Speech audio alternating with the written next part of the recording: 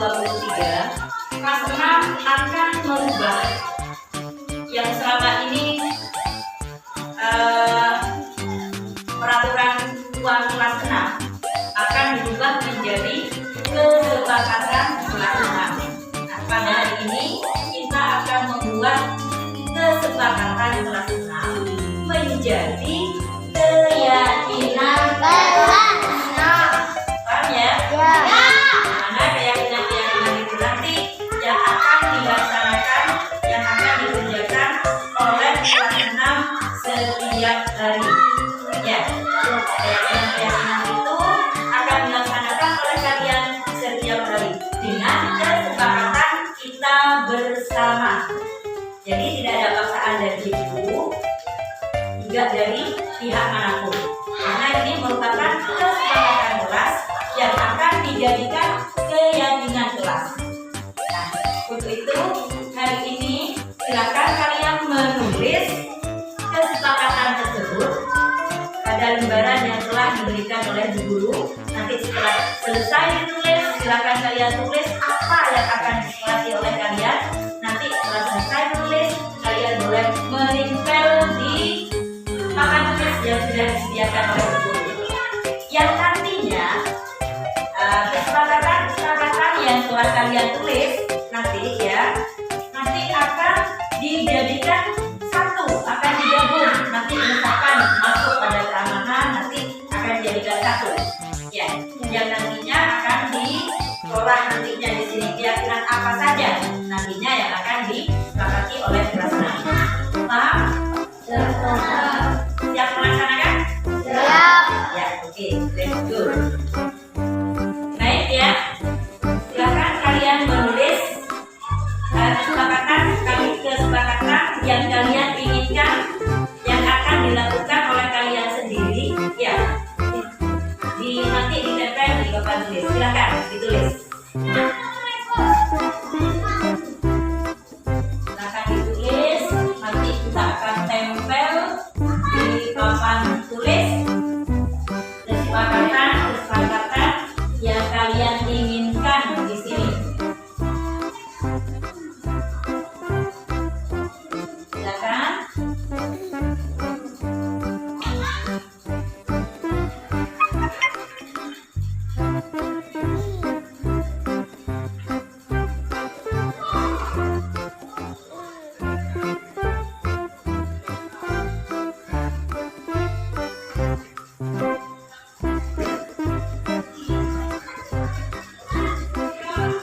Sudah selesai? Sudah ada yang selesai?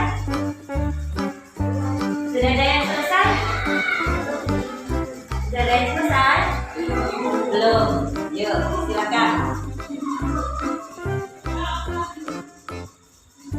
Yang sudah, silakan ditempel di tempat di papan tulis yang sudah Bu Guru sediakan.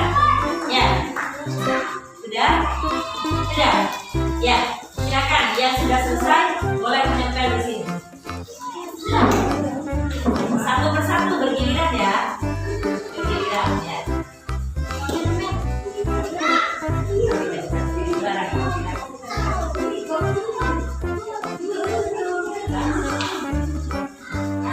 Silakan yang lain yang sudah selesai.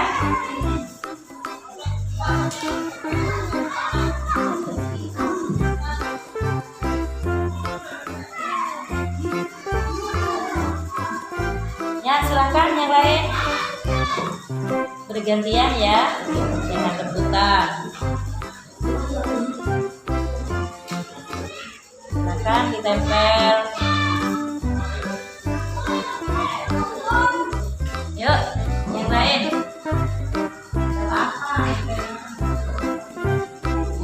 Ya, yuk.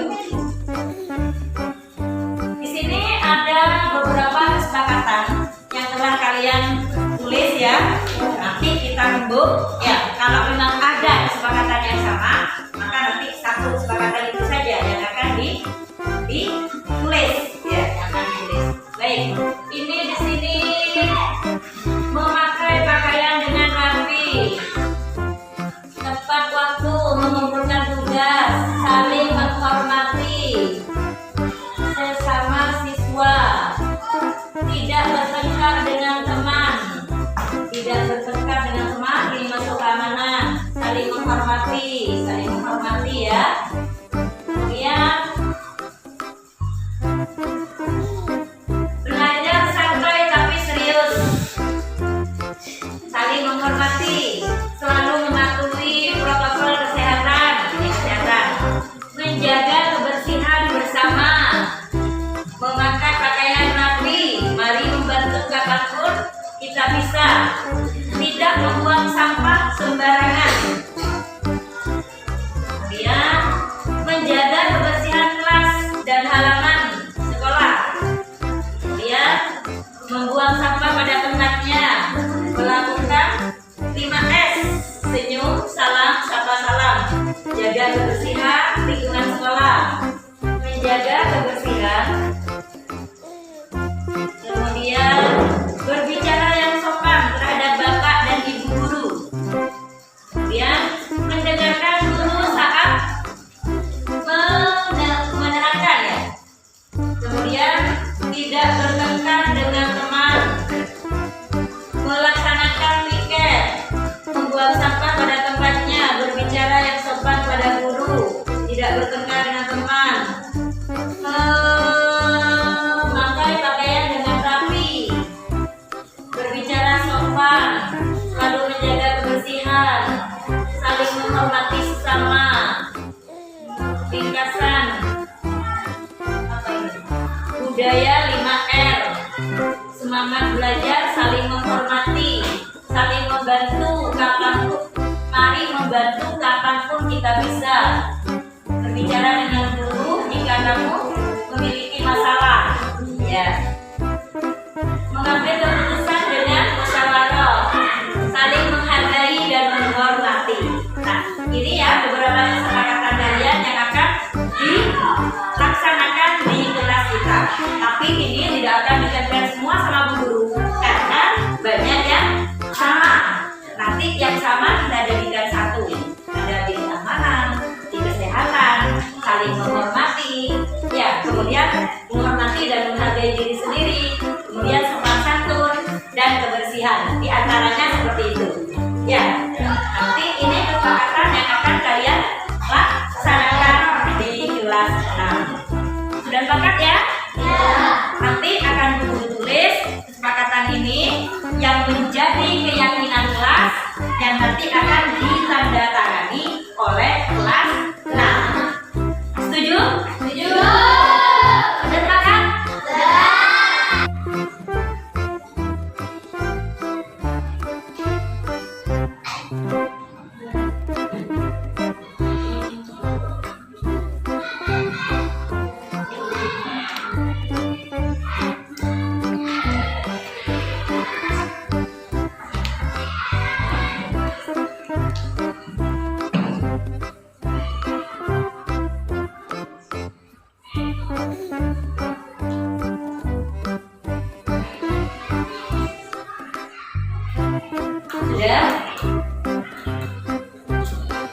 Ya, bisa dilanjut.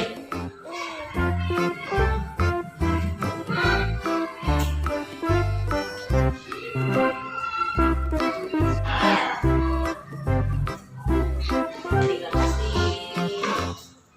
Ya, anak ini sudah kalian tanda tangani ya.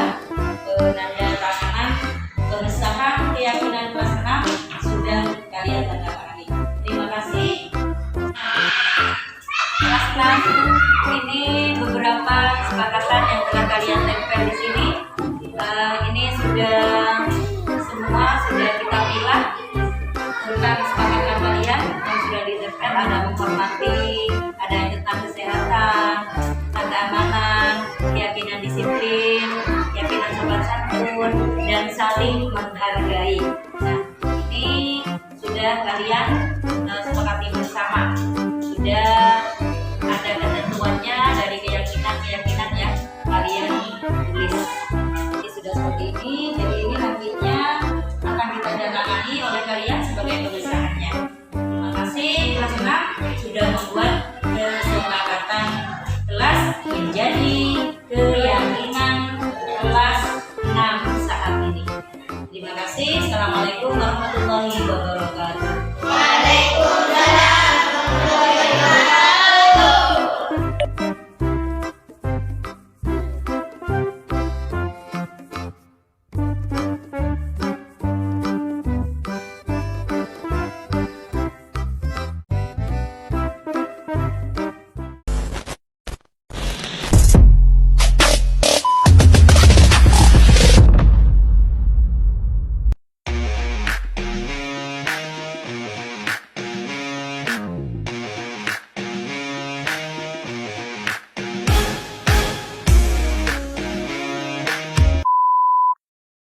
warahmatullahi wabarakatuh. Assalamualaikum warahmatullahi wabarakatuh. Selamat pagi dan salam sejahtera.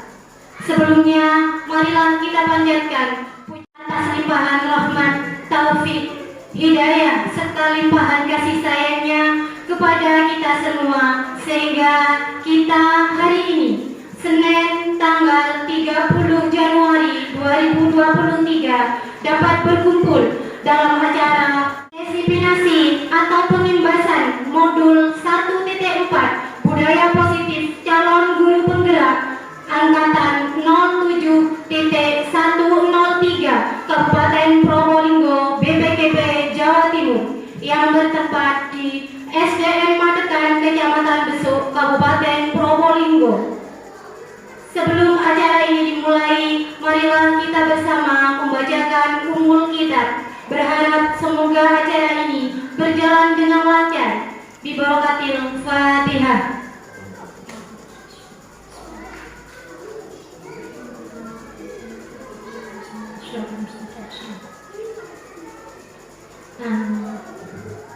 Saya ucapkan selamat datang kepada Bapak Kepala Sekolah SDN Matekan dan narasumber kita, serta segenap rekan guru yang berbahagia.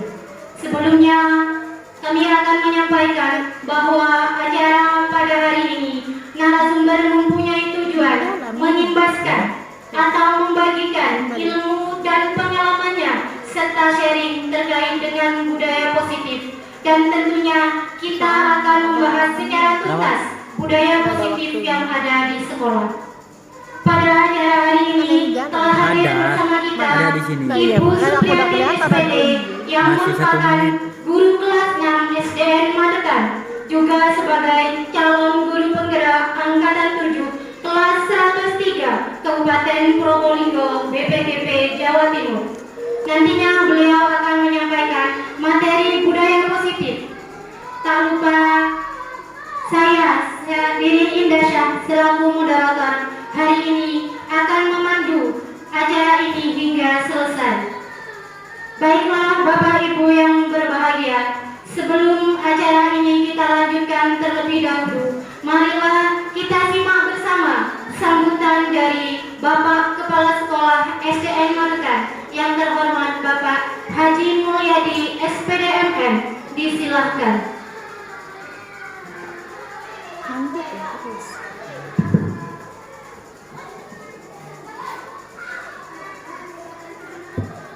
Terima kasih atas waktunya yang diberikan pada saya.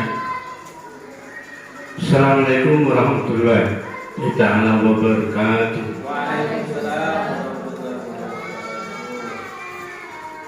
Alhamdulillahirabbil alamin. Assalatu wassalamu ala asrafil anbiya wal mursalin Sayyidina Muhammadin wa ala alihi wa sahbihi ajma'in.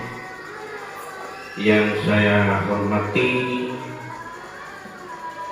calon guru penggerak Ibu Supriyati SPD serta segenap Dewan Guru SDN Matekan. Alhamdulillah, pada pagi hari ini kita bersama-sama berada di ruangan ini dalam keadaan sehat walafiat. Salawat serta salam semoga tetap tercurahkan pada junjungan kita Nabi Muhammad SAW. Bapak Ibu yang saya hormati, marilah kita secara serius ya, dari awal sampai akhir nantinya untuk mengikuti diseminasi atau pengimbasan atau bahasa lainnya lagi berbagi untuk modul 1.4 budaya positif yang akan disampaikan nanti secara langsung oleh calon guru penggerak angkatan 07, yaitu Ibu Supriyatin, berasal dari SDN Matekan, Kecamatan Besuk, Kabupaten Probolinggo. Bapak Ibu yang saya hormati, saya selaku pimpinan di sini harapan agar Bapak Ibu yang lain mengikuti jejak beliau dari Ibu Supriyatin ini, bagaimana nantinya juga yang lain ini menjadi guru penggerak pada akhirnya. Nah, seperti Bu Supriyatin ini adalah penggembelengan 9 bulan yang sekarang sudah sampai pada separuh perjalanan ya Bu. Nah, ini harapan karena nanti akan menyampaikan materi-materi yang ini sangat berguna untuk guru-guru semuanya ya, yang nantinya ini maksudnya materi ini biar mengimbas guru-guru itu terenyuh untuk juga bisa menjadi guru penggerak. Itu yang dimaksud. Bapak Ibu guru yang saya hormati, memang tidak semudah membalikan tangan gitu ya, karena guru penggerak ini digembleng selama 9 bulan yang pada akhirnya kalau sudah tercapai lulus menjadi penggerak itu banyak hal-hal kemudahan ya. Seperti halnya contoh kepala sekolah itu harus sekarang mempunyai syarat menjadi guru penggerak terlebih dahulu. Itu di antaranya ya, itu di antaranya. Jadi saya banyak mengimbau pada Bapak Ibu semuanya agar bisanya ikut juga ya, kalau ada pendaftaran dibuka ya, pendaftaran guru penggerak tahapan angkatan berikutnya, monggo jangan terlalu banyak berpikir ya, ikut saja mendaftar. Semoga kalian semuanya lulus menjadi guru penggerak. Itu saja yang dapat saya sampaikan Bapak Ibu. Mudah-mudahan pelaksanaan diseminasi ya, pengimbasan ini berjalan lancar dan sukses. Sekali lagi Bapak Ibu mohon dukungan ya, untuk rekan-rekan guru ya, termasuk saya pribadi selaku kepala sekolah akan mendukung sampai Ibu Supriyatin ini lulus menjadi guru penggerak. Tuhan. Saya itu yang dapat saya sampaikan adalah Assalamualaikum warahmatullahi wabarakatuh. Terima kasih. Kita beri tepuk tangan dulu untuk kepala sekolah kita.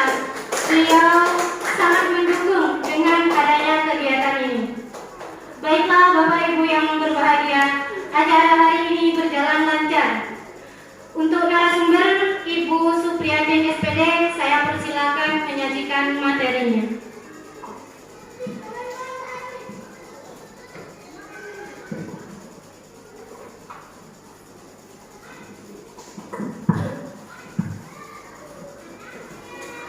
kasih, mohon izin Bapak.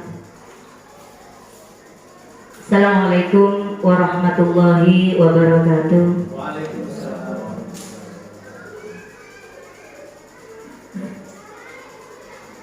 Bismillahirrahmanirrahim. Alhamdulillahirabbil alamin. Assalatu wassalamu ala asyrofil anbiya'i wal mursalin Sayyidina Muhammadin wa ala alihi wa sahbihi ajma'in. Rabbi shrah li sadri wa yassir li amri wahlul 'uqdatam min lisani yafqahu qawli, amma ba'd. Yang terhormat Bapak Kepala Sekolah SDN Matekan, yang kami hormati Bapak Ibu Guru Hebat SDN Matekan dan Ibu Guru Hebat TK PKK Matekan. Pertama, marilah kita panjatkan puji syukur kehadirat Maulana Azza wa Jalla, karena pada hari ini Senin tanggal 30 Januari 2023 kita ditakdir untuk melaksanakan aksi nyata diseminasi atau pengimbasan modul 1.4 budaya positif calon guru penggerak angkatan 07 kelas 103 Kabupaten Probolinggo BPGP Jawa Timur yang bertempat di ruangan kelas 6 SDN Matekan tercinta ini.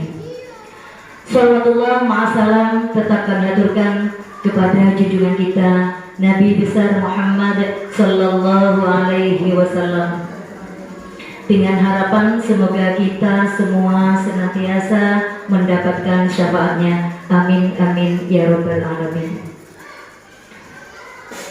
Bapak Ibu Guru Hebat yang berbahagia, kami ucapkan terima kasih kepada jenengan semua karena telah mendukung pelaksanaan pengimbasan modul 1.4 pada hari ini.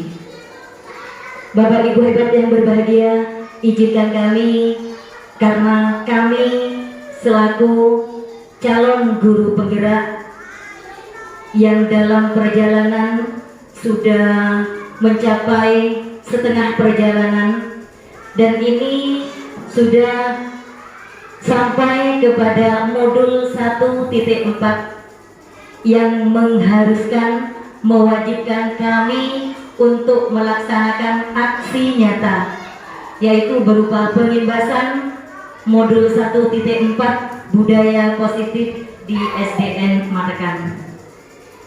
Bapak Ibu yang berbahagia, di sini nantinya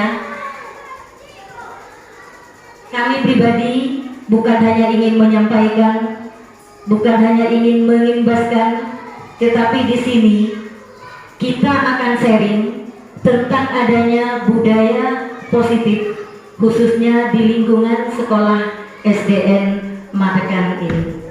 Aksi nyata ini merupakan ketiga kalinya yang telah kami laksanakan di pendidikan guru penggerak, yaitu di modul 1.2, kemudian modul 1.3, dan sekarang sudah sampai kepada aksi nyata modul 1.4 budaya positif. Bapak Ibu Guru Hebat yang berbahagia, tentunya Bapak Ibu sekalian sudah mengenal budaya positif di lingkungan sekolah. Kita akan simak bersama apakah makna budaya positif dan apa contoh penerapan positif yang telah kita terapkan. Budaya positif di sekolah yaitu nilai-nilai oleh kebiasaan-kebiasaan di sekolah yang berpihak pada peserta didik agar mereka dapat berkembang menjadi pribadi yang kritis, penuh hormat, dan bertanggung jawab. Di sini untuk pembiasaan-pembiasaan di sekolah itu sudah merupakan budaya positif di lingkungan sekolah.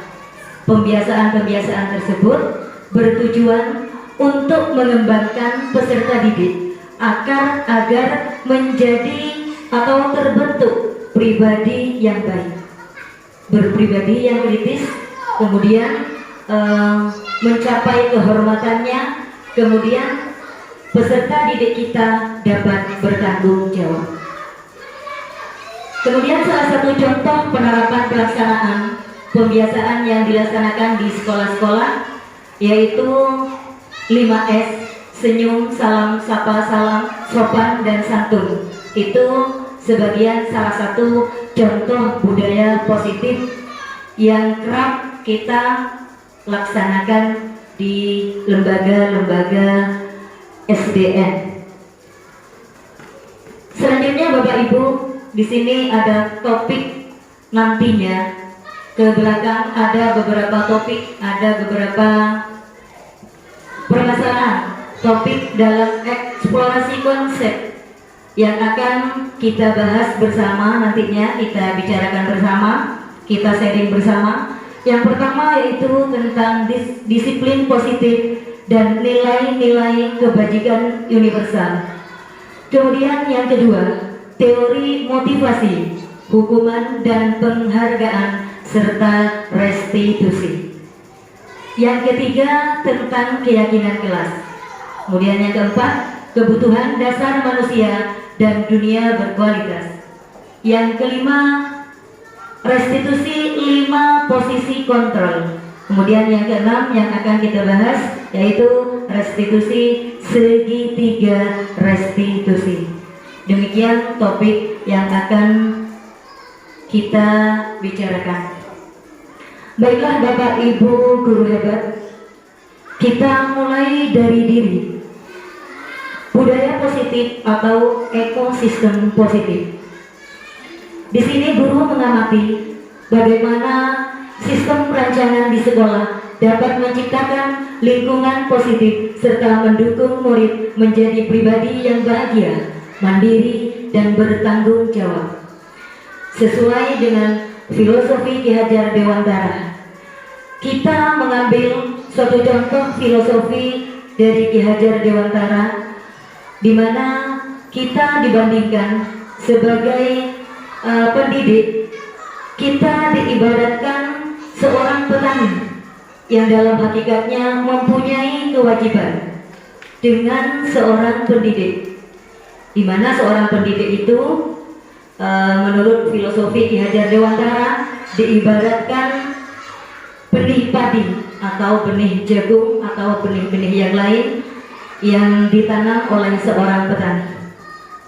Dan kita sebagai petani tentunya mempunyai kewajiban. Kewajiban seorang petani di sini hanya dapat menuntun tumbuhnya padi tersebut. Kemudian sehingga nantinya dapat memperbaiki kondisi tanah, kemudian memelihara tanaman padi, setelah itu memberi pupuk dan air, kemudian juga membasmi ulat-ulat atau jamur-jamur yang mengganggu hidup tanaman padi tersebut. Demikian kita juga sebagai pendidik di sini, kita hanya mempunyai kewajiban menuntun peserta didik kita agar menjadi seorang yang bahagia, seorang yang mandiri, seorang yang bertanggung jawab, sehingga mencapai keselamatan dalam kehidupannya.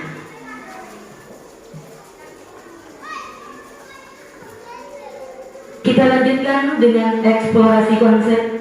Di sini ada disiplin positif dan nilai-nilai kebajikan universal yang nantinya disiplin positif dan nilai-nilai kebajikan ini nantinya yang akan menuju kepada terciptanya budaya positif di sekolah.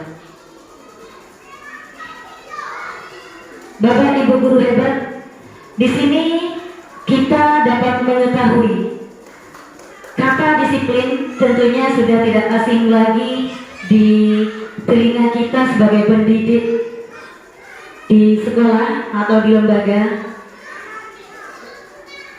Apakah makna disiplin? Makna disiplin berasal dari kata disiplin, berasal dari bahasa Latin, disiplin, yang artinya belajar. Mohon maaf kurang begitu fasih dalam bahasa Inggrisnya. Kemudian makna asal dari kata ini berkonotasi dengan disiplin diri dari murid-murid, kemudian Socrates dan Plato. Selanjutnya, disiplin diri membuat orang menggali potensinya menuju sebuah tujuan apa yang dia hargai. Kemudian di sini, namun dalam budaya kita, makna kata disiplin telah berubah menjadi sesuatu yang dilakukan seseorang pada orang lain untuk mendapatkan kepatuhan. Kecenderungan umum adalah menghubungkan kata disiplin dengan ketidaknyamanan, bukan dengan apa yang kita hargai atau pencapaian suatu tujuan mulia. Itu yang disiplin selama ini yang kita terapkan pada diri kita dan pada peserta didik kita.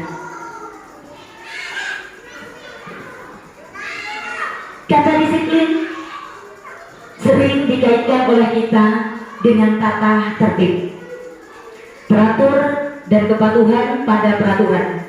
Kata disiplin juga sering dihubungkan dengan hukuman maksudnya.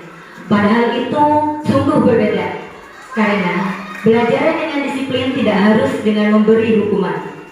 Justru hukuman itu adalah salah satu alternatif terakhir, dan kalau memang perlu tidak kita gunakan sama sekali.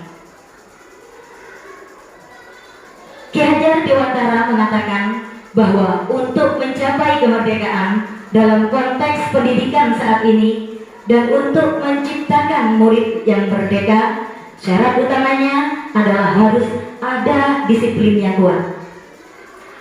Disiplin yang dimaksud di sini adalah disiplin diri yang memiliki motivasi internal. Jika kita tidak memiliki motivasi internal, maka kita memerlukan pihak lain untuk mempersiapkan kita. Sementara itu, beberapa makna dari kata disiplin. Bapak Ibu guru hebat yang berbahagia. Kemudian di sini setelah mengikuti pembelajaran di pendidikan guru penggerak, kami sudah memiliki atau mendapatkan ilmu yang tentunya harus diterapkan pada diri saya sendiri dan juga kepada peserta didik khususnya di SDN Matakan. Di sini setelah mendapat pendidikan, di sini sudah ada perubahan paradigma yang telah kami lakukan di sini. Mungkin dulu kami sering melaksanakan tabula rasa, tetapi setelah mendapatkan pendidikan di CGP ini, kami merubahnya, bukan lagi tabula rasa. Seperti itu. Ada yang paham tentang tabula rasa? Tabula rasa di sini yaitu tentang lahirnya anak, lahirnya seorang anak, ya. Menurut pemikiran kita dulu, saya pribadi itu kosong, seperti secari kertas. Itu menurut saya kalau dulu. Itu tabula rasa, pandangan seseorang, menurut saya pandangan seseorang itu tabula rasa. Itu menurut saya itu lahirnya seorang anak itu diibaratkan seperti kertas kosong yang nantinya mungkin kita sebagai pendidik bisa atau sebagai orang tua bisa menggambarkan di kertas kosong itu apa saja, terserah kita. Ternyata setelah di pendidikan guru penggerak tidak seperti itu. Jadi kalau yang dulu tabula rasa, sekarang bukan lagi tabula rasa. Karena menurut Ki Hajar Dewantara, lahirnya seorang anak itu sudah ada dari kodratnya. Jadi kita sebagai pendidik tinggal memoles, kita tinggal menebalkan kreativitas anak yang sudah ada pada diri anak sejak lahir, seperti itu. Kemudian yang kedua, semua anak terlahir dengan hakikatnya masing-masing, unik. Ada yang seperti ini, ada yang seperti itu, seperti barusan yang sudah saya sampaikan. Kemudian kalau dulu mungkin kalimatnya tidak budi pekerti, ya, beralat saja. Namun di sini budi pekerti lebih dalam lagi pengertiannya. Kemudian selanjutnya tugas guru menuntun bakat tersebut agar anak tumbuh dengan selamat dan bahagia. Jadi bukan memerintah anak untuk mengikuti semua keinginan pendidik atau guru. Kemudian guru diibaratkan petani dan anak atau peserta didik diibaratkan biji jagung atau benih. Kemudian selanjutnya keterkaitan kodrat alam dan kodrat zaman. Selanjutnya pendidikan kita harus selalu berpihak kepada siswa.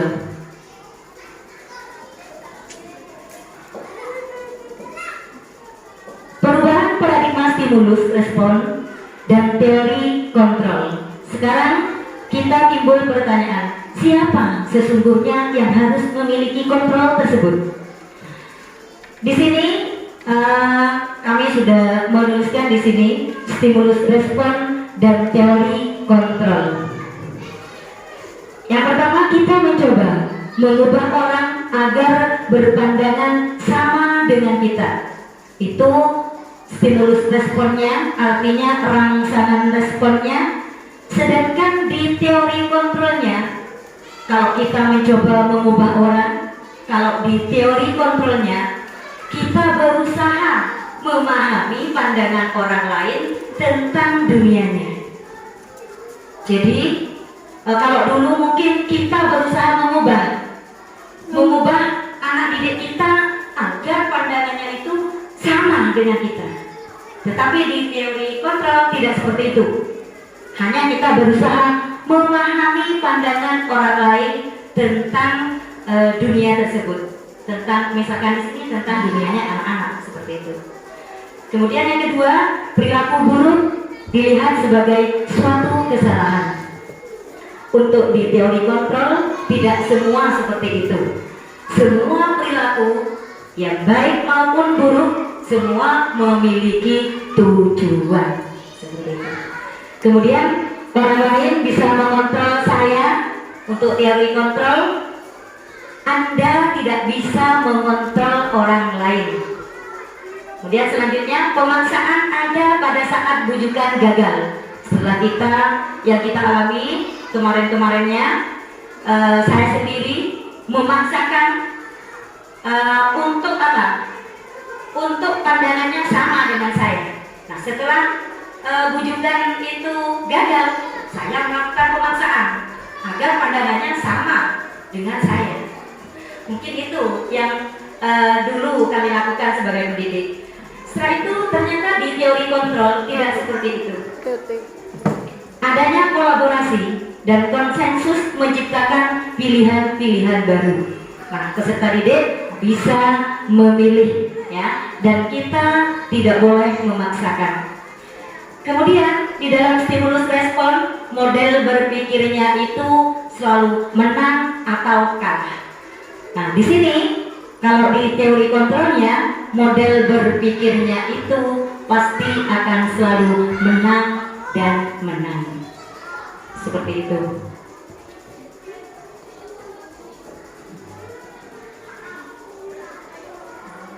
Perubahan paradigma yang tadi mempunyai tujuan untuk membangun budaya yang positif.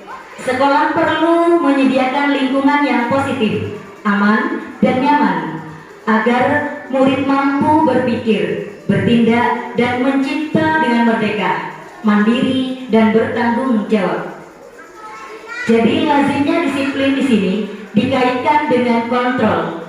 Dalam hal ini, kontrol guru dalam menghadapi murid. Nah, di sini kita bisa memahami bahwa yang mempunyai kontrol untuk menciptakan budaya positif adalah kami seorang pendidik.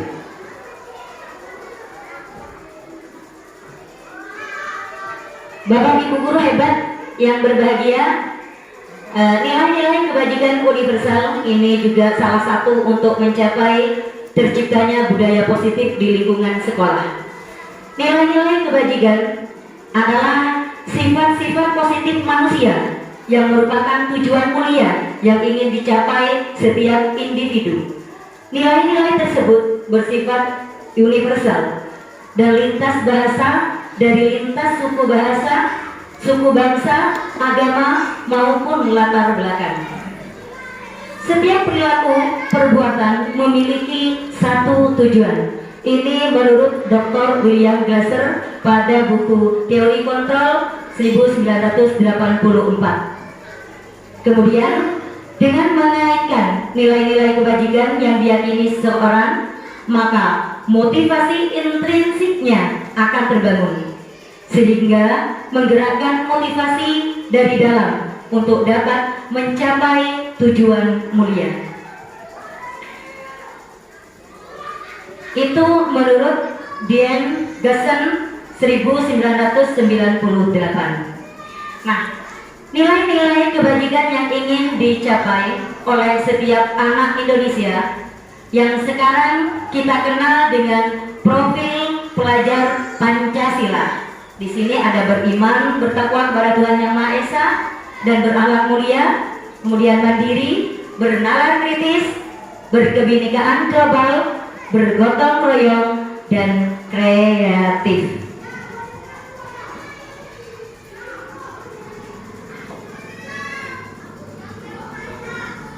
Kita sampai pada konsep selanjutnya, yaitu teori motivasi, hukuman, dan penghargaan restitusi.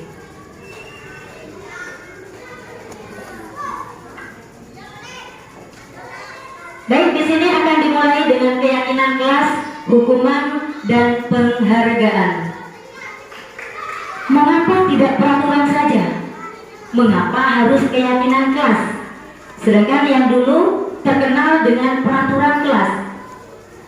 Nah, di sini kita diibaratkan mengapa kita memiliki peraturan harus menggunakan helm kalau mengendarai kendaraan roda 2. Mengapa? Biar aman. Kemudian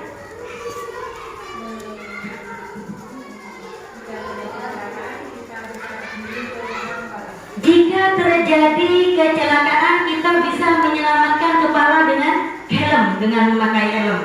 Nah, kemudian di situ peraturannya harus memakai helm, seperti itu kan? Ya. Mengapa kita memiliki peraturan? Peraturannya harus memakai helm. Nah, keyakinan kita tadi jawabannya agar kita selamat. Seperti itu. Nah, keyakinan jawaban yang kita miliki itulah yang menjadi keyakinan. Kemudian, mengapa kita memiliki peraturan 3M, menggunakan masker, mencuci tangan, dan menjaga jarak 1-5 meter? Mengapa? Mencegah, untuk menjaga kesehatan kita tentunya. Nah, jawaban itu yang merupakan keyakinan, seperti itu. Kemudian selanjutnya, mengapa kita memiliki peraturan harus datang itu ya, harus datang tepat waktu pada saat mengikuti pelatihan. Nah, jawabannya di sini kita menginginkan kita untuk disiplin, seperti itu. Nah, jawaban yang kita miliki itulah merupakan keyakinan. Jadi yang dulunya peraturan, setelah di pembelajaran pendidikan guru penggerak ini ternyata dirubah menjadi keyakinan kelas yang merupakan dari peraturan kelas, kemudian kesepakatan kelas, kemudian kita rangkum menjadi keyakinan kelas.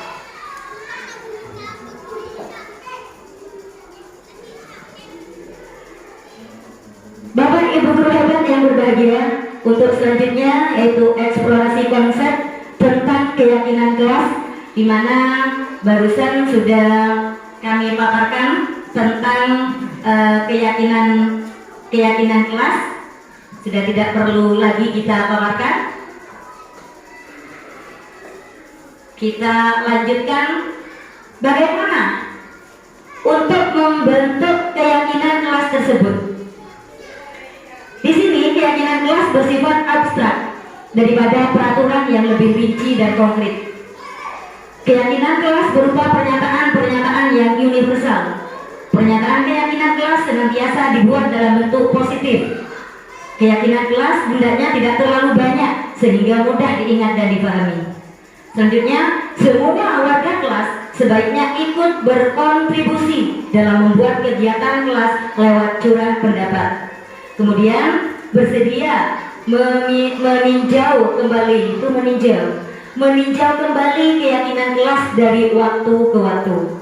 Alhamdulillah ini sudah kami terapkan di kelas 6. Kemarin kami sudah membuat keyakinan kelas di sini bersama siswa-siswa kelas 6 dengan membuat kesepakatan terlebih dahulu, kesepakatan yang akan nantinya dijadikan keyakinan kelas. Di belakang sana Bapak sudah ada keyakinan kelas 6 yang nantinya masih akan disimpulkan kembali, karena itu banyak yang sama nanti di kalimat-kalimat keyakinan kelasnya. Ini salah satu contoh. Nah, dari kesepakatan kelas menjadi keyakinan kelas, kalimatnya lebih konkret. Kesepakatan kelas di sini contohnya, kami guru dan murid yang saling menyayangi. Kemudian yang B, kami murid yang semangat belajar. Yang C, kami murid yang peduli dengan teman-teman. Itu merupakan kesepakatan kelas. Tetapi untuk kali ini dialihkan kepada keyakinan kelas. Di sini contoh kalimatnya yang pertama, datang ke sekolah tepat waktu. Itu kalimatnya. Jadi tidak monoton seperti kalimat peraturan. Intinya seperti itu saja.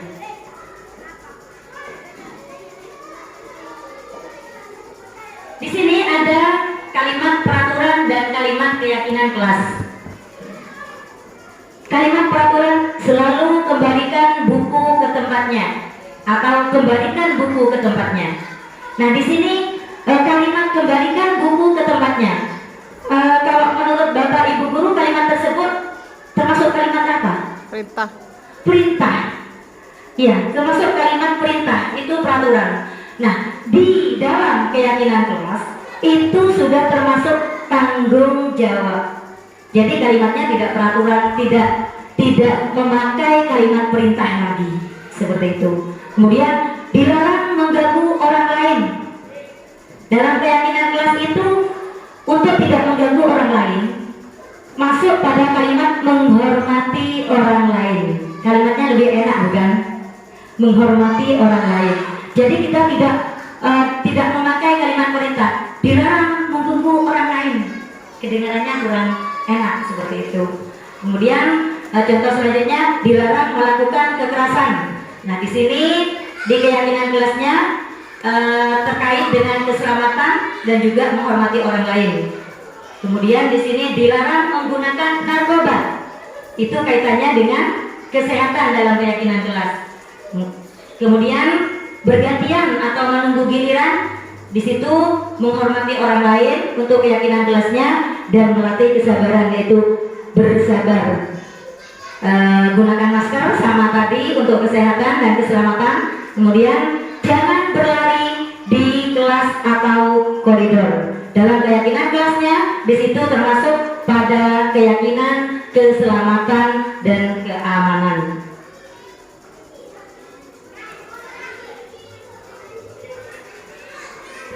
Bapak Ibu guru hebat yang berbahagia, kita telah sampai pada teori motivasi perilaku manusia, di mana motivasi perilaku manusia ini juga nantinya yang akan membawa kita terhadap budaya positif. Yang pertama, untuk menghindari ketidaknyamanan atau hukuman. Ini dalam teori motivasi masuk di motivasi eksternal. Apa yang akan terjadi apabila saya tidak melakukannya? Dalam pikiran kita untuk menghindari ketidaknyamanan atau hukuman, timbul pemikiran apa yang akan terjadi apabila saya tidak melakukannya. Itu adalah motivasi eksternal. Kemudian yang kedua, untuk mendapatkan imbalan dari orang lain atau institusi. Apa yang akan saya dapatkan apabila saya melakukannya? Itu termasuk di motivasi eksternal. Kemudian yang ketiga, untuk menghargai diri sendiri. Saya akan menjadi orang yang seperti apa bila saya melakukannya. Nah, di sini sudah termasuk motivasi internal dan juga pada tujuan disiplin yang positif.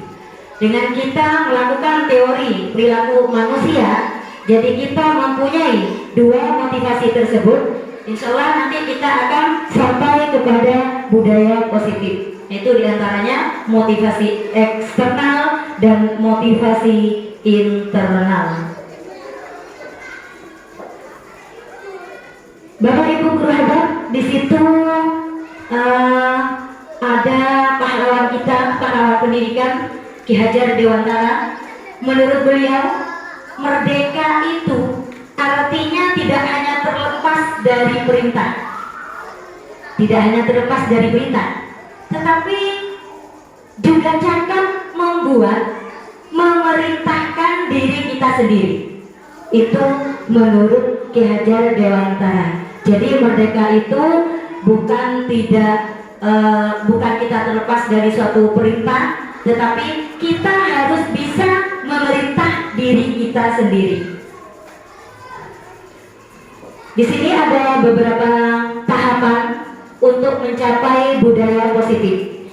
Yang pertama, tentunya ini kaitannya dengan budaya positif yang ada di sekolah. Kita awali dengan peraturan kelas, mungkin dulu merupakan peraturan kelas atau kesepakatan kelas. Kemudian kita jadikan dengan peraturan tersebut, kita jadikan keyakinan kelas. Setelah kita melaksanakan keyakinan kelas, anak-anak atau peserta didik kita melaksanakan keyakinan kelas, nantinya akan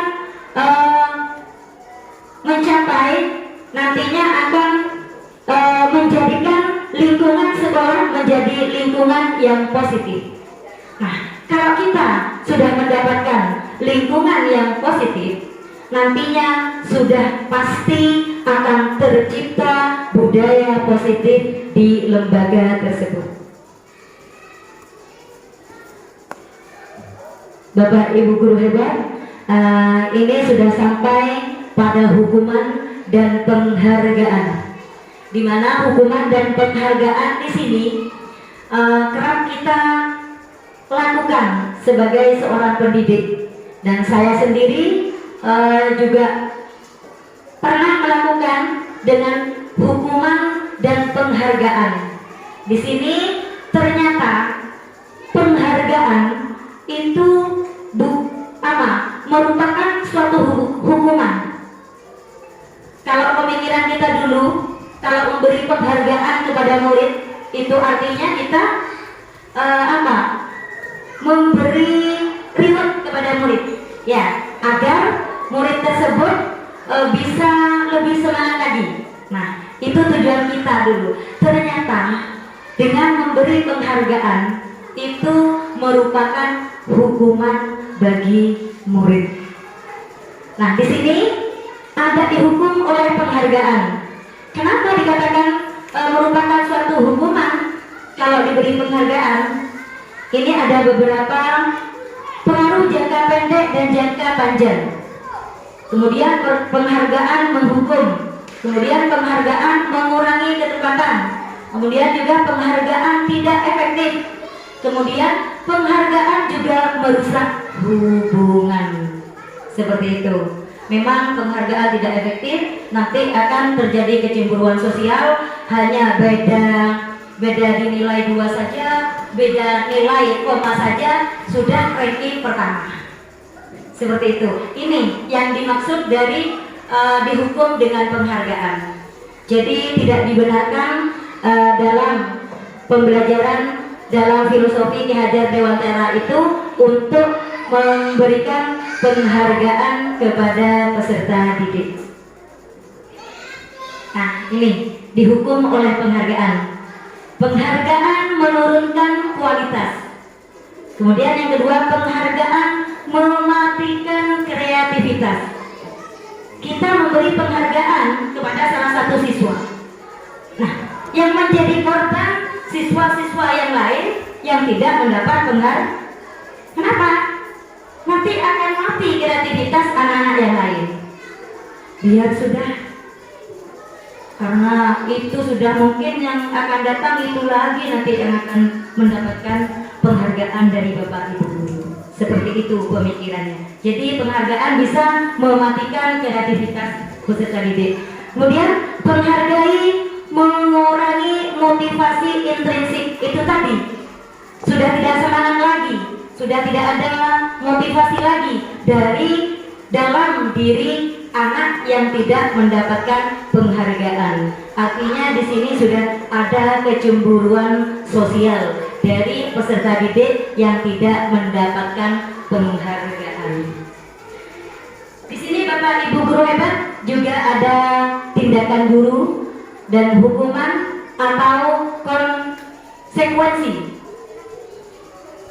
Di sini ada beberapa contoh tindakan guru. Mencatat 100 kali di dalam buku kalimat seperti ini. Saya tidak akan terlambat lagi. Disuruh mencatat 100 kali oleh Bapak Ibu gurunya karena terlambat sekolah. Ini merupakan hukuman yang tidak diperkenankan lagi kepada siswa-siswa kita. Kemudian lari mengelilingi lapangan basket 2 kali karena terlambat hadir di sekolah. Itu juga merupakan hukuman. Murid diminta untuk push up 15 kali karena tidak menggunakan masker ke sekolah. Itu juga merupakan hukuman. Menggantikan kertas tugas teman yang telah dicoret-coret. Itu bukan hukuman, melainkan konsekuensi. Jadi beda antara hukuman dan konsekuensi. Kemudian membersihkan tumpahan air di meja tulis karena tersenggol pada saat belajar. Itu juga termasuk konsekuensi. Kemudian murid disuruh mengenakan sepatu seharian di sekolah karena tidak mengenakan sepatu hitam. Itu merupakan suatu hukuman bagi murid yang nantinya akan tercatat sampai murid tersebut dewasa. Jadi hukuman itu akan tertanam terus. Kemudian melakukan pemanasan sendiri karena terlambat 10 menit untuk pelajaran PJOK. Nah, ini guru olahraga. Tapi ini bukan merupakan hukuman, tapi merupakan konsekuensi. Bapak Ibu guru hebat yang berbahagia, di sini ada perbedaan antara hukuman dan konsekuensi. Contoh hukuman, sesuatu yang menyakitkan itu harus terjadi, itu hukuman. Tetapi kalau untuk konsekuensi, sesuatu harus terjadi. Kemudian di situ ada membuat anak sakit hati, sakit fisik dalam jangka waktu lama. Untuk konsekuensi, membuat anak merasa tidak nyaman dalam jangka waktu pendek. Kemudian anak membenci kedisiplinan, itu hukuman.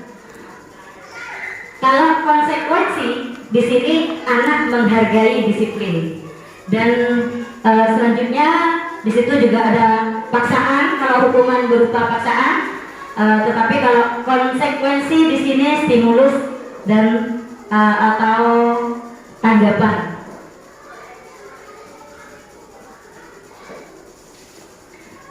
Bapak Ibu guru hebat yang berbahagia, di situ juga ada identitas kegagalan dalam tindakan hukuman.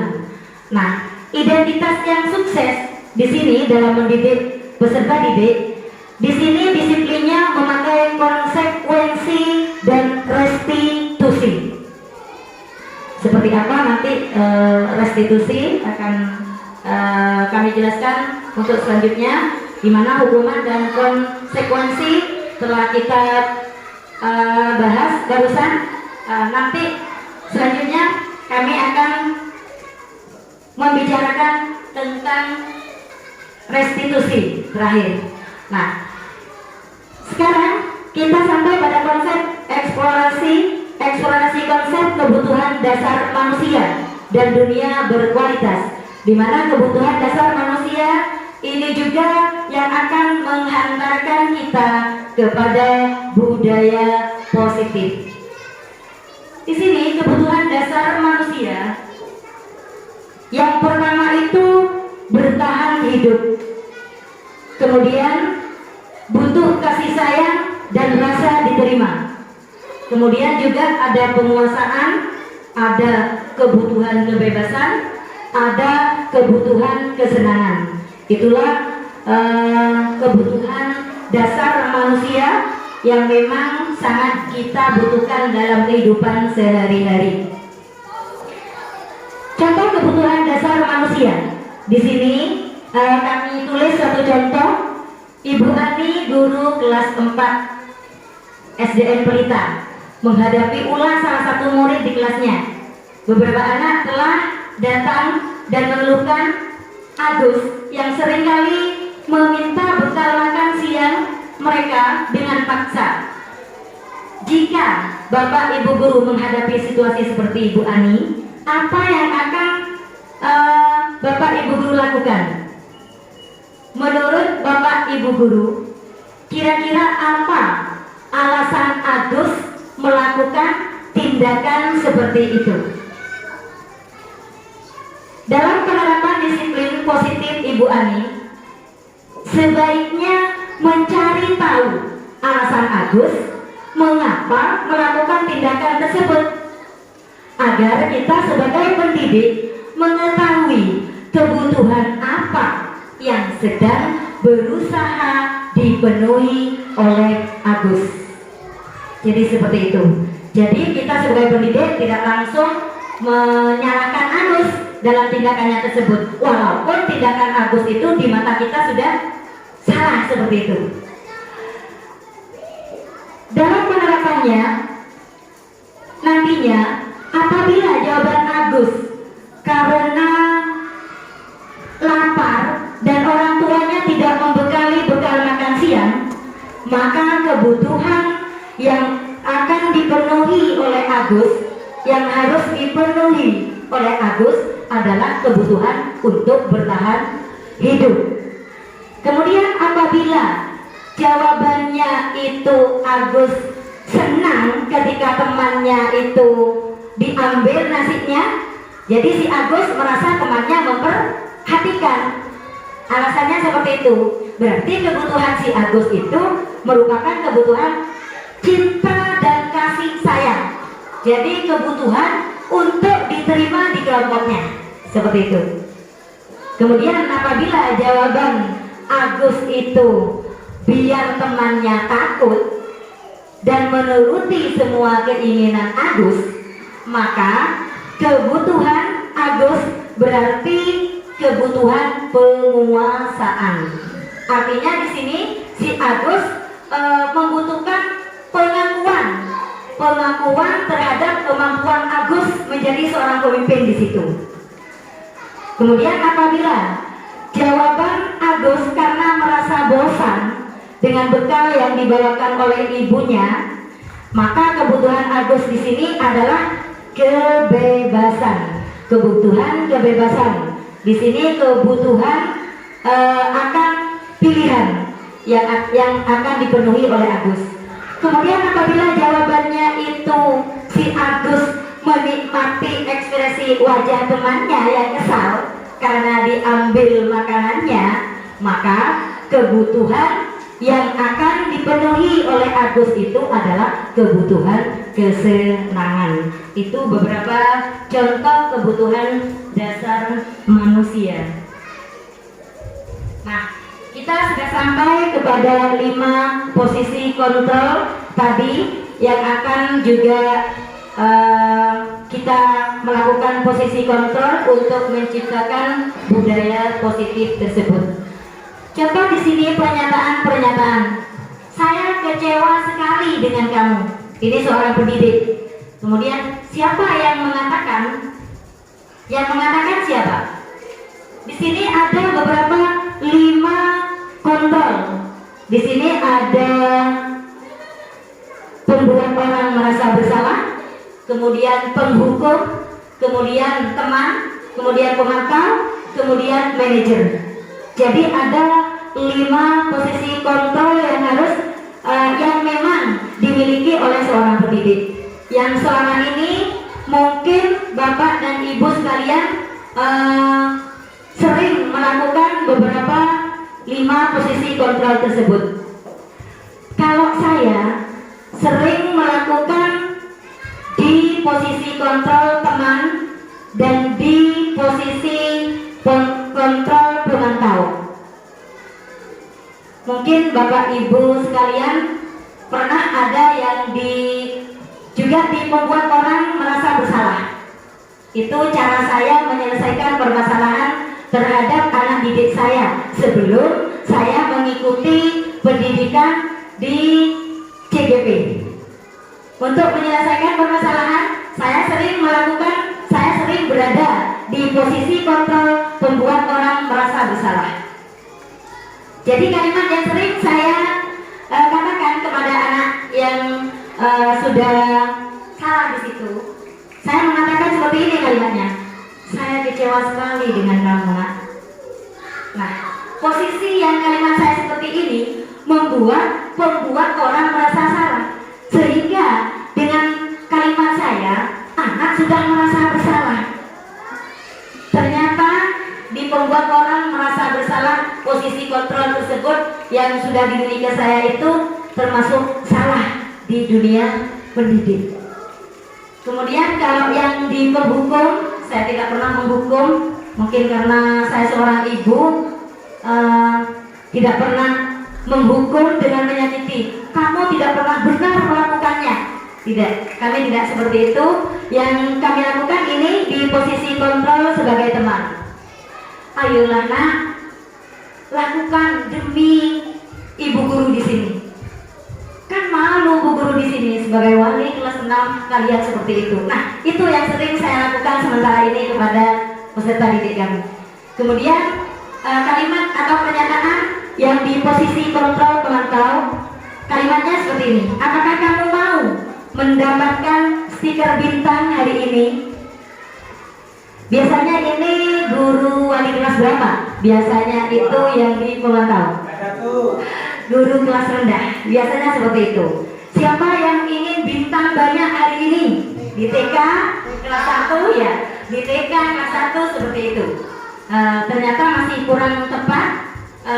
Yang paling tepat posisi kontrol yang harus dimiliki oleh seorang pendidik yaitu adalah sebagai manajer.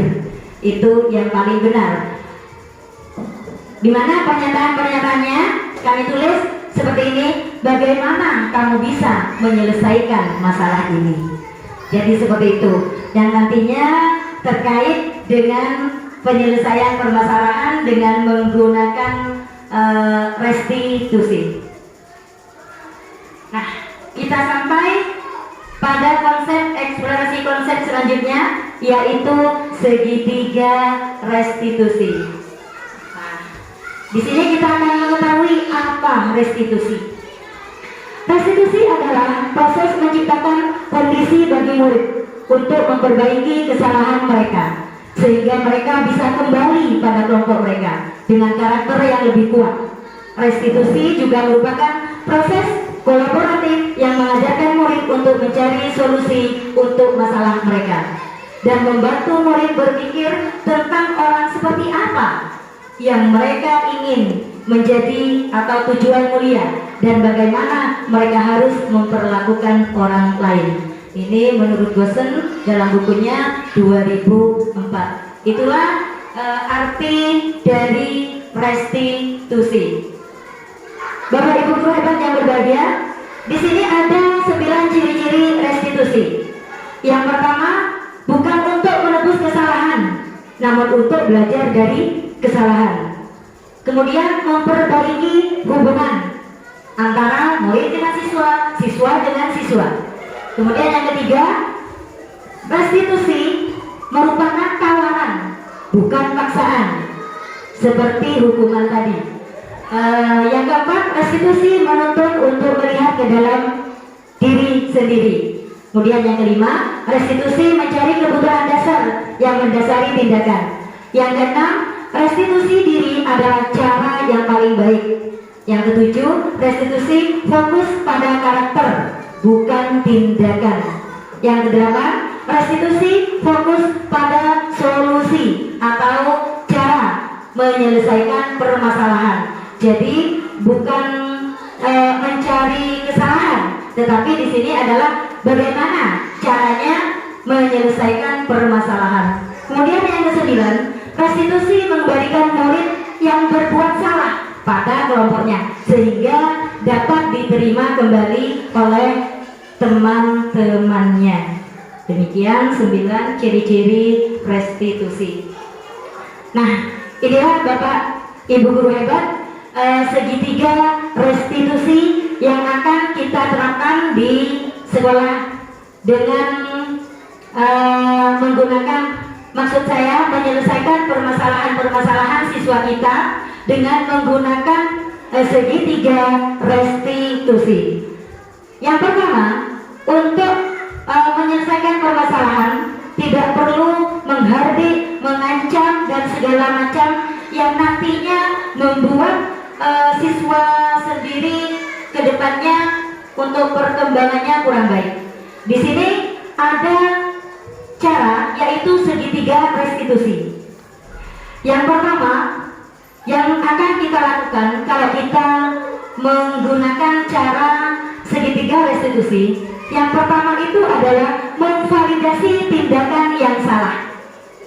Jadi tindakan yang salah itu kita validasi. Di sini kita bisa membuat pertanyaan.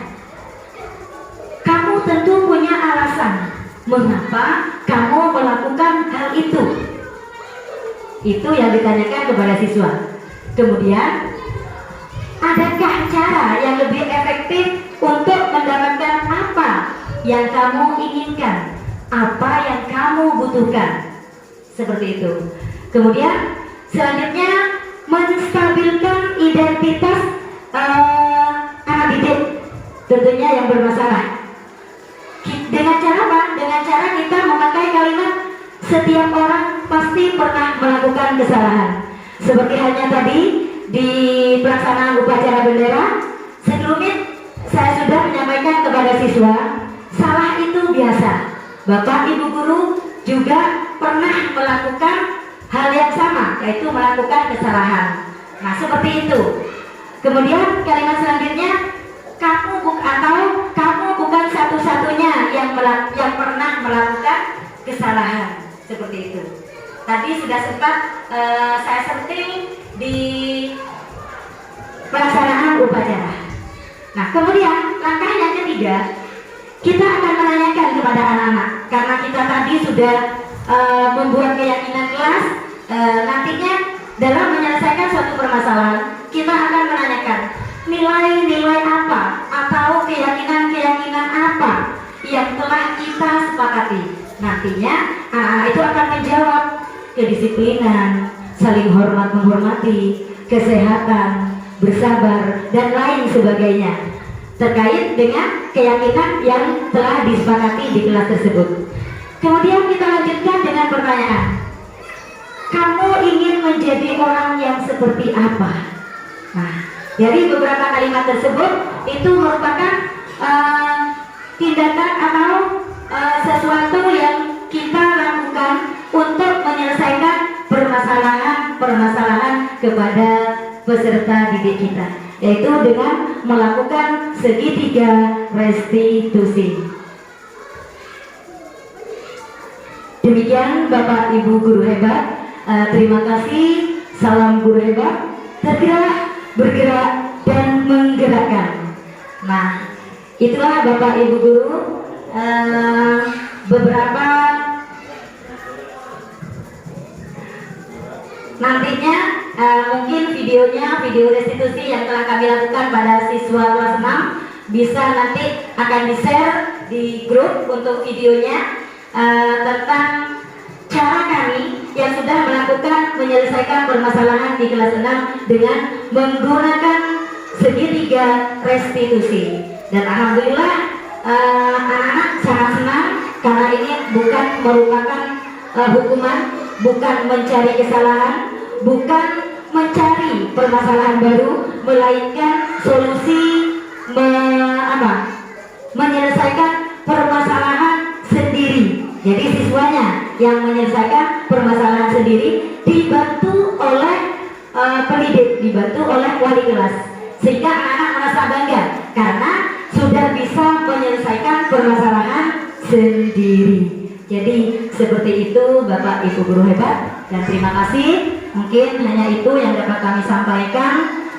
Selanjutnya kami persilakan kembali untuk pemandu acara. Ini kami persilakan peserta yang hadir hari ini untuk bertanya. Kami buka satu sesi pertanyaan untuk 3 penanya. Silakan penanya bisa menyebutkan namanya dan menyampaikan pertanyaannya secara jelas dan singkat. Silakan yang mau bertanya bisa angkat tangan. Silakan.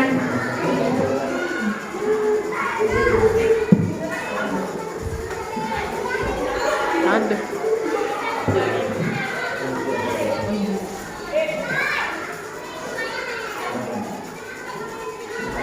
Assalamualaikum warahmatullahi wabarakatuh. Waalaikumsalam warahmatullahi wabarakatuh.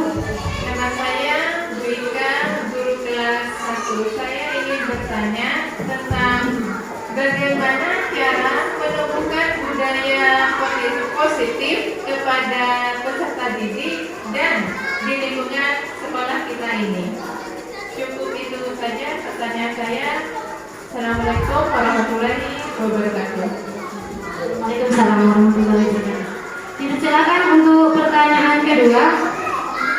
Ya, silakan Bu Tati.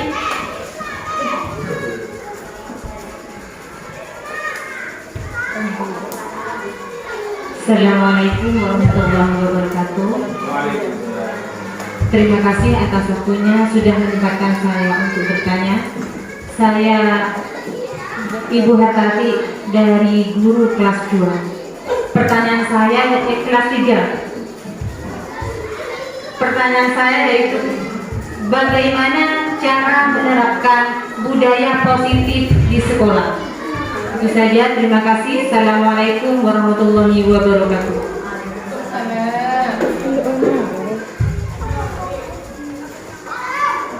Pertanyaan yang terakhir, silakan. Saya ingin dari bapak-bapak karena 2 orang tadi sudah dari ibu guru. Terima kasih atas waktunya. Nama saya Ali Wafa, wali kelas dari kelas 5. Yang perlu saya tanyakan Bu, bagaimana cara menyelesaikan permasalahan peserta didik dengan menggunakan restitusi. Terima kasih. Itu saja. Assalamualaikum warahmatullahi wabarakatuh. 3 pertanyaan sudah kami nampung.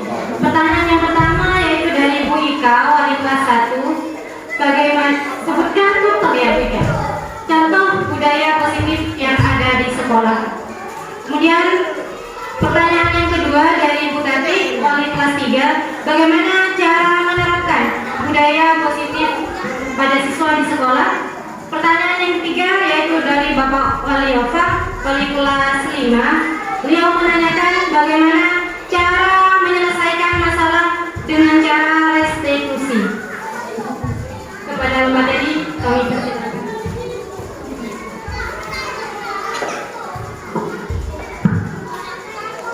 Terima kasih Bapak Ibu guru hebat. Di sini karena di sini sharing yang nantinya jawaban ini bukan merupakan jawaban dari saya sendiri. Monggo nanti jika ada salah satu dari Bapak Ibu guru hebat yang bisa menjawab dan akan menjawab beberapa pertanyaan yang telah disampaikan oleh Bapak Ibu guru hebat. Bapak Ibu guru yang berbahagia, untuk pertanyaan pertama yaitu bagaimana cara menerapkan budaya positif di sekolah. Cara kita menerapkan budaya positif di sekolah, di sini tentunya tadi sudah kami jelaskan. Yang pertama yang harus kita lakukan yaitu dari diri kita sendiri. Itu awal yang harus kita lakukan sebagai pendidik. Kita menciptakan atau menerapkan budaya positif tersebut. Tidak langsung kita menerapkan di sekolah tersebut, tidak.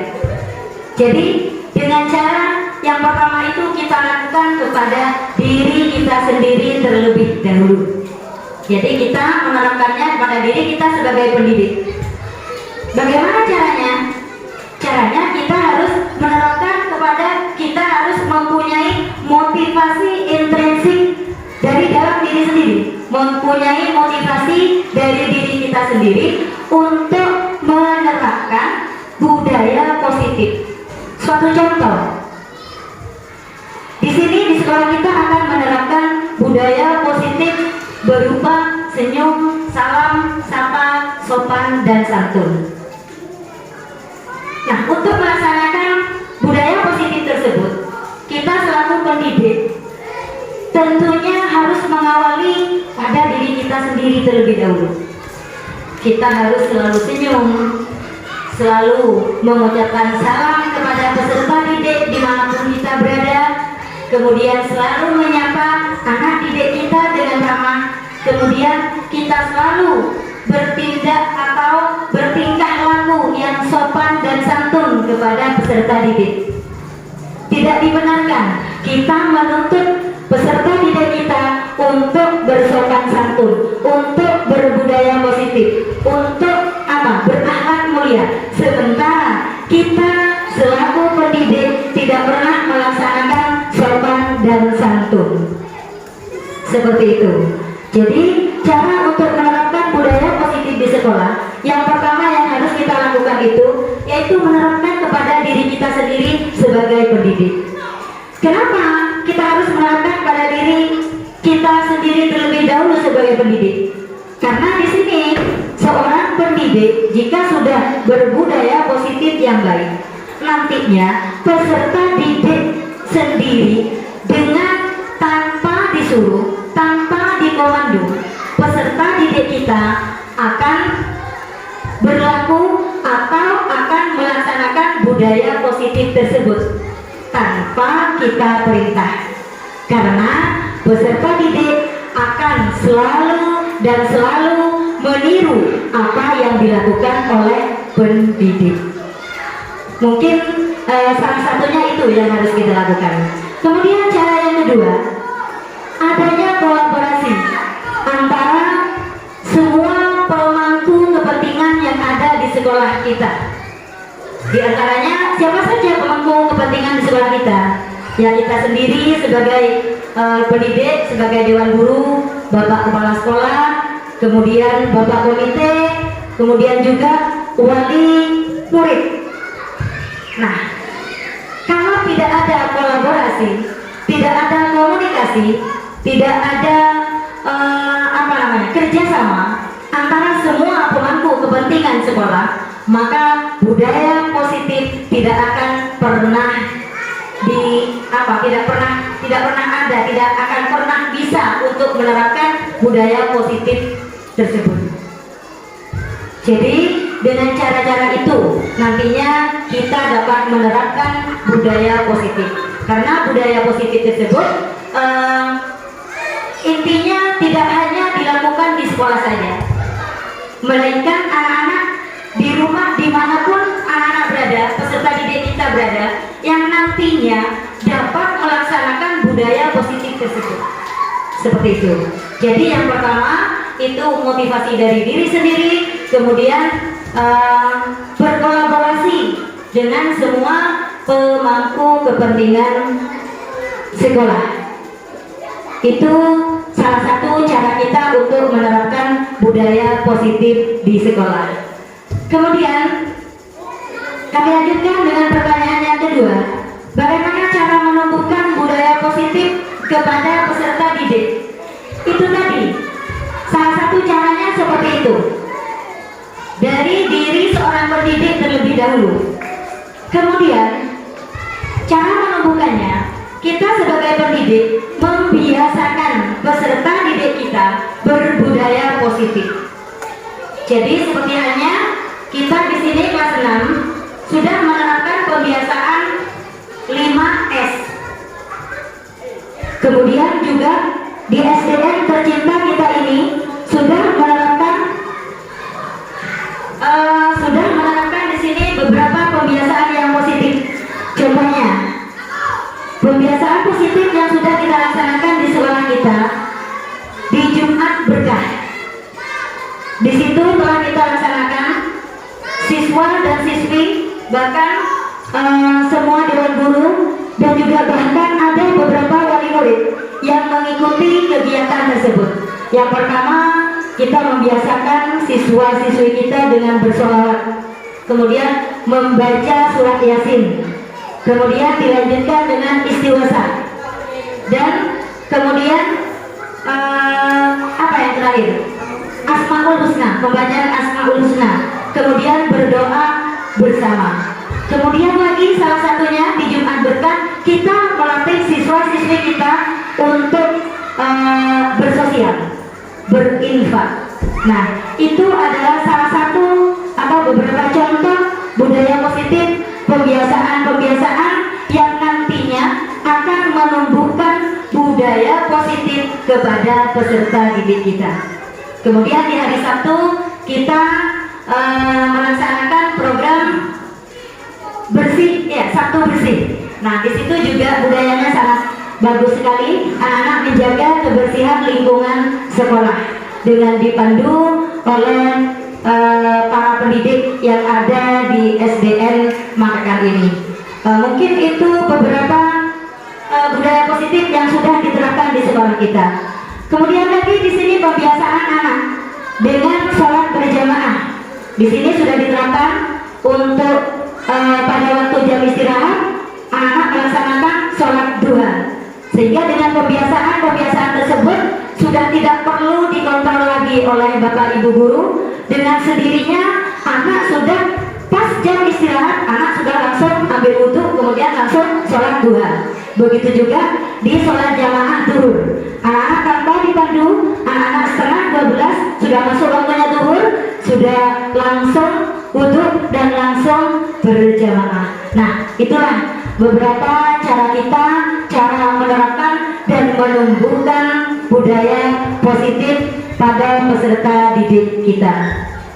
Bapak Ibu guru hebat, ini terkait dengan pertanyaan yang ketiga.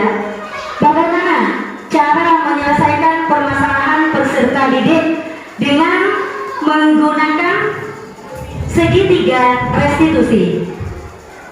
Tadi sudah kami jelaskan. Yang pertama itu kita memanggil siswa yang bermasalah. Nah, dengan untuk cara kita menangani permasalahan tersebut, kita memanggil salah satu siswa tersebut, kemudian kita ajak ngomong bersama di sini dengan cara tadi. Yang pertama, memvalidasi tindakan yang salah, bukan mencari salahnya. Di situ mungkin bisa dibaca kalimat-kalimatnya. Kemudian langkah yang kedua yaitu menstabilkan identitas anak tersebut. Kemudian langkah yang ketiga, menanyakan keyakinan yang telah kita sepakati bersama di kelas tersebut.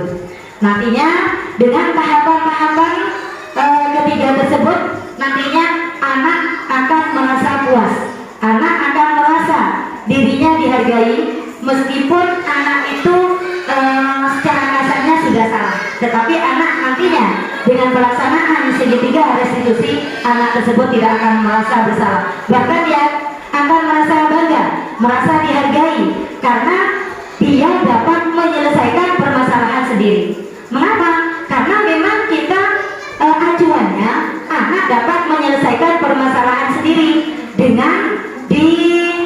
dampingi atau dengan arahan kita sebagai pendidik. Seperti itu. Mungkin ada tambahan dari Bapak Ibu guru mengenai jawaban-jawaban yang telah kami jawab. Monggo silakan. Karena di sini ini merupakan sharing. Silakan.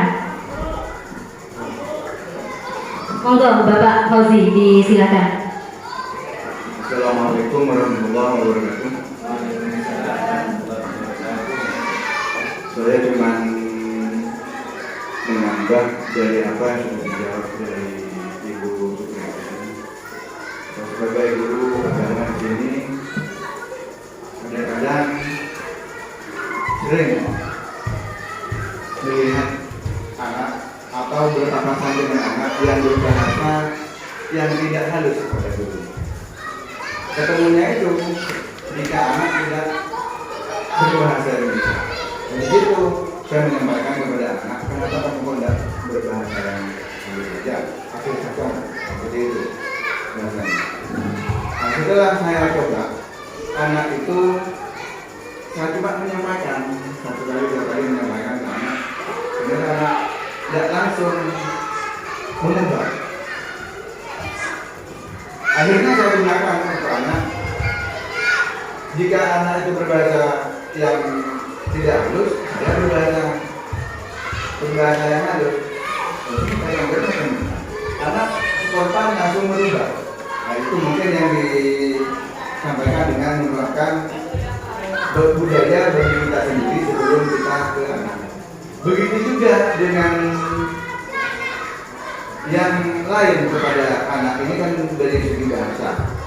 Juga dari penerapan perilaku positif yang lain. Contohnya kita umpamanya menyuruh anak untuk berkumpul upacara. Jika kita tidak bersama memandu anak-anak, kadang-kadang anak itu tidak masuk begitu.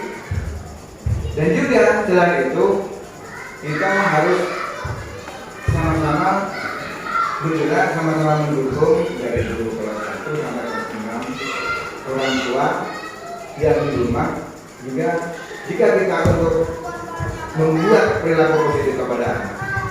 Ketimpangan salah satu saja, contohnya bagi umpama di rumah orang tua yang tidak mendukung, ada yang tidak berasa halus kepada anak tua, itu yang agak lambat bagi anak. Tapi kalau sama-sama mendukung, insya Allah bisa cepat berubah kepada anak. Mungkin ini yang bisa saya sampaikan. Assalamualaikum warahmatullahi wabarakatuh. Waalaikumsalam warahmatullahi wabarakatuh. Benar sekali apa yang disampaikan oleh Bapak Fauzi selaku guru agama di sini. Jadi keterkaitannya penerapan budaya positif itu dengan diri kita sendiri terlebih dahulu sebagai pendidik yang nantinya akan ditiru oleh peserta didik kita. Kemudian adanya kolaborasi sehingga nantinya akan menciptakan budaya positif. Tanpa adanya kerjasama, tanpa adanya komunikasi, koordinasi, semua tidak akan terlaksana dengan baik. Mungkin ini yang dimaksud dari budaya positif di sekolah yang penerapannya sangat baik sekali nantinya. Bapak Ibu yang berbahagia, mungkin hanya ini yang dapat kami sampaikan. Selebihnya kami kembalikan kepada pemandu acara.